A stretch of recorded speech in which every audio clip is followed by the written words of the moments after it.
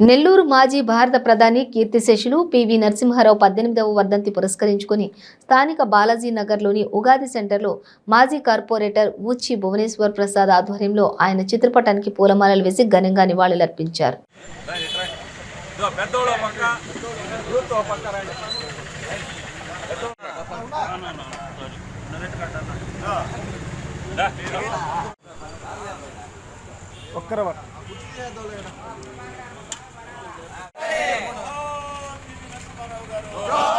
చైతన్య ఉన్నాడు కదా, ఎందుకు ప్రసాదన ఈ పూలైనా నీ పాటికి నువ్వు వేసుకుంటే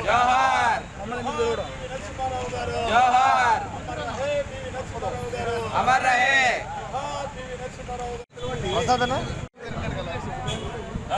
సార్ సార్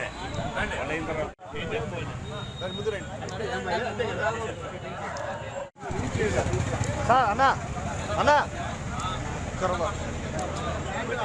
సార్ రండి సార్, కొంచెం వెనక్కి రండి సార్. ఒక్క నిమిషం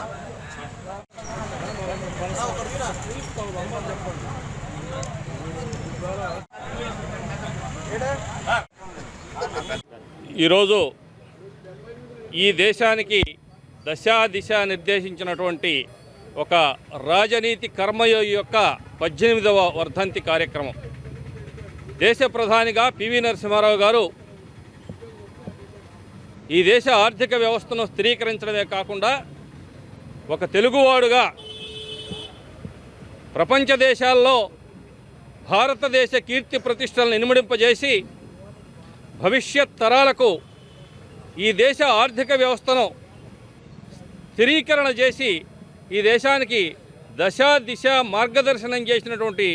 దార్శనిక ప్రధానమంత్రి పివి నరసింహారావు గారి వర్ధంతిని ఈనాడు బాలాజీనగర్ ప్రాంతంలో అనేక మంది పెద్దల సమక్షంలో, మిత్రుల సమక్షంలో, పద్యసారస్వత పరిషత్ లాంటి సాహితీవేత్తల సమక్షంలో ఈ కార్యక్రమాన్ని జరుపుకున్నాం. ఒక దేశ ప్రధానమంత్రిగా ఆయన నంద్యాలలో పోటీ చేసిన రోజున తెలుగుదేశం పార్టీ మళ్ళా ఒక అభ్యర్థిని పోటీ పెట్టకుండా ఒక తెలుగువాడు ప్రధానమంత్రిగా ఈ దేశాన్ని పరిపాలించేదానికి అవకాశం ఇవ్వాలనే ఉద్దేశంతో ఆనాడు ముఖ్యమంత్రిగా ఉన్నటువంటి ఎన్టీ రామారావు గారు ఏకగ్రీవంగా ఈయన్ను పంపించడం జరిగింది పోటీ పెట్టకుండా. అటువంటి ప్రధానమంత్రి ఈ దేశ ఆర్థిక వ్యవస్థను స్థిరీకరించడమే కాకుండా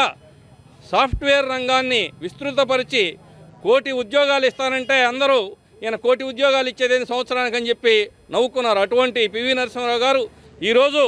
కంప్యూటర్ నాలెడ్జ్ ఉన్నవాడికల్లా ఉపాధి కల్పించాడంటే పివి నరసింహారావు అగ్రభాగంలో ఒక వ్యక్తి అని చెప్పి ఈ సందర్భంగా తెలియజేస్తూ వారి యొక్క వర్ధంతి సందర్భంగా ఆయన యొక్క సేవలను,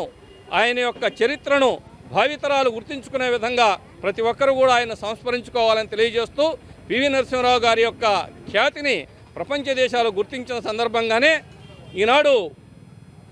పక్క రాష్ట్రమైనటువంటి తెలంగాణ రాష్ట్రం శత జయంతి ఉత్సవాలు చేస్తుంటే దురదృష్టం మన రాష్ట్రంలో జరగకపోవడం దురదృష్టకరం. ఆయన తెలంగాణ వాడు అయినప్పటికీ కూడా